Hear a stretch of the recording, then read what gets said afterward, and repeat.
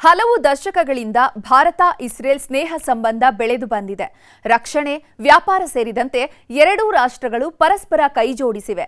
Israel ಜನರು ಭಾರತೀಯರು ಹಾಗೂ ಮೈಸೂರಿನ ಮೇಲೆ ವಿಶೇಷ ಸ್ಥಾನಮಾನವನ್ನು ನೀಡಿದ್ದಾರೆ. ಅದಕ್ಕೆ ಪ್ರಮುಖ ಕಾರಣವೂ ಇದೆ. ಇಸ್ರೇಲ್ನ ಹೈಫಾ ನಗರದಿಂದ ನ್ಯೂಸ್ 18 ಗ್ರೌಂಡ್ ರಿಪೋರ್ಟ್ ನೋಡಿ.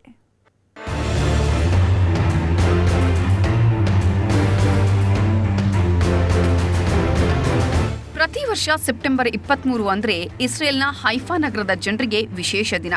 ಅಷ್ಟೇ ಅಲ್ಲ, ಭಾರತದ ಹಲವಾರು ಕುಟುಂಬಗಳು ಹೈಫಾ ನಗರದಲ್ಲಿ ವಾಸವಿದ್ದು ಇಲ್ಲಿನ ಜನರ ಸಂಭ್ರಮಕ್ಕೂ ಒಂದು ವಿಶೇಷ ಕಾರಣವೂ ಇದೆ. ಇಸ್ರೇಲ್ನ ಉತ್ತರದಲ್ಲಿರೋ ಹೈಫಾ ಅನ್ನೋ ಒಂದು ಪೋರ್ಟ್ ಸಿಟಿಲಿದ್ದೀವಿ. ಈ ಪ್ರದೇಶಕ್ಕೂ ಹಾಗೂ ಮೈಸೂರು ಸಂಸ್ಥಾನಕ್ಕೂ ಒಂದು ನಂಟಿದೆ.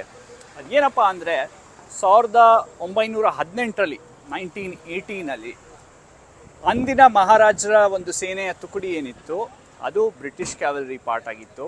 ಅಲ್ಲಿನ ಸೈನಿಕರು ಮೈಸೂರು ಲ್ಯಾನ್ಸರ್ ಅಂತ ಏನು ಕರೀತಾರೆ, ಆ ರೆಜಿಮೆಂಟು ಈ ಹೈಫಾ ಸಿಟಿನ ಕ್ಯಾಪ್ಚರ್ ಮಾಡಲಿಕ್ಕೆ ಬಂದಿತ್ತು. ಅಂದರೆ ಅವರು ಬ್ರಿಟಿಷ್ ಸೇನೆಯ ಅಂಗವಾಗಿದ್ದರು. ಮೈಸೂರಿಂದ, ಹೈದರಾಬಾದಿಂದ ಹಾಗೂ ಜೋಧ್ಪುರಿಂದ ಭಾರತೀಯ ಸೈನಿಕರು ಬ್ರಿಟಿಷ್ ಸೇನೆಯಲ್ಲಿದ್ದವರು ಇಲ್ಲಿ ಬಂದು ಹೈಫಾ ಸಿಟಿನ ಕ್ಯಾಪ್ಚರ್ ಮಾಡ್ತಾರೆ. ಹೈಫಾ ನಗರ ವಿಮೋಚನಾ ಹೋರಾಟದಲ್ಲಿ ಭಾಗಿಯಾಗಿದ್ದ ಸೈನಿಕರಿಗಾಗಿ ಈ ದಿನವನ್ನು ಆಚರಣೆ ಮಾಡಲಾಗುತ್ತೆ.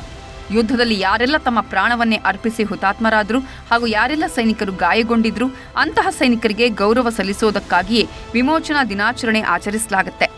ಇದನ್ನು ವಿಶ್ವದ ಕೊನೆಯ ಅಶ್ವದಳ ಯುದ್ಧ ಅಂತ ಕರೆಯಲಾಗುತ್ತೆ.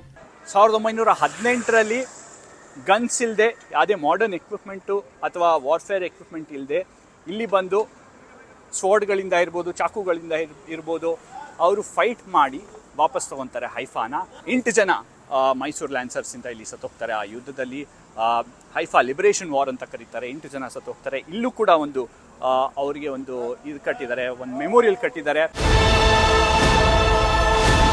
1918 ಸೆಪ್ಟೆಂಬರ್ 23. ಸೊ ಈ ಬ್ರಿಟಿಷರು ಹೇಳಿದ್ರು ನಮ್ಮ ಮೈಸೂರು ಲ್ಯಾನ್ಸರ್ಸ್ ಸೈನಿಕರಿಗೆ, ಹೈಫಾ ಜೈಲಲ್ಲಿ ಈ ಅಬ್ದುಲ್ ಬಹಾಯ್ ಅವರ ಹೆಡ್ಡು ಅಲ್ಲಿದ್ದಾರೆ, ಅವ್ರಿಗೆ ರೆಸ್ಕ್ಯೂ ಮಾಡ್ಕೊಳ್ಳಿ.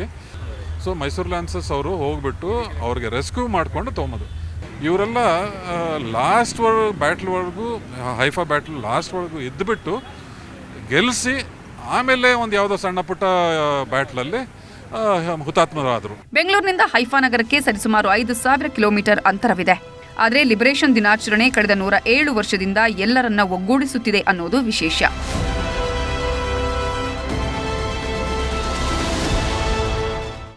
ಪ್ರತಿ ವರ್ಷ ಸೆಪ್ಟೆಂಬರ್ 23ರಂದು ಹೈಫಾನಲ್ಲಿ ಅವರ ಒಂದು ತ್ಯಾಗವನ್ನು ಸ್ಮರಿಸಲಿಕ್ಕೆ ಒಂದು ಕಾರ್ಯಕ್ರಮ ನಡೆಯುತ್ತೆ. ಹಾಗೆ ಆ ಮೆಮೋರಿಯಲಲ್ಲೂ ಕೂಡ ಒಂದಿಷ್ಟು ಮಾತುಗಳನ್ನಾಡಲಾಗುತ್ತೆ, ಯಾವ ರೀತಿ ಅವರ ಬಲಿದಾನದಿಂದ ಹೈಫಾ ಲಿಬರೇಟ್ ಆಯಿತು ಅಂತ. ಇಸ್ರೇಲ್ನ ಹೈಫಾದಲ್ಲಿ ನ್ಯೂಸ್ 18 ಕನ್ನಡಗಾಗಿ ಹರೀಶ್ ಉಪಾಧ್ಯಾಯ.